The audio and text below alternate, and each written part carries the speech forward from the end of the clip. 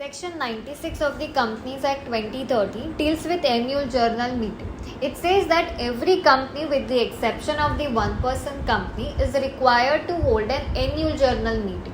In simple words, one-person company is not required to hold an annual journal meeting because a single person cannot constitute a meeting.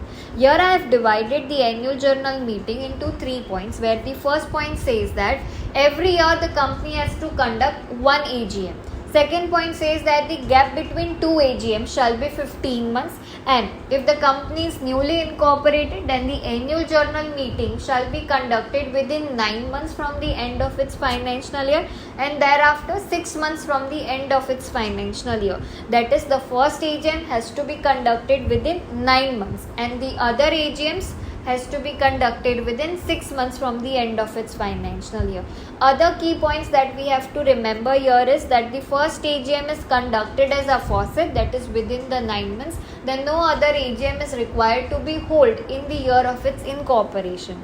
Now, ROC may, for the special reasons, extend the time period for holding the annual journal meeting. But however, such extension is not available for first AGM, and the maximum period of extension is only 3 months. Now it says that the AGM has to be conducted during the business hours, that is between 9 am to 6 pm, and on a day which is not declared to be a national holiday by a central government. Now AGM has to be conducted at the registered office.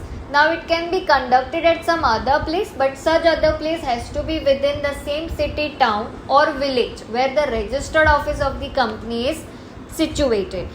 Annual journal meeting of an unlisted company. See, annual journal meeting of an unlisted company can be held at any place in India, subject to the consent in writing is obtained from all the members who is entitled to vote at a meeting in advance.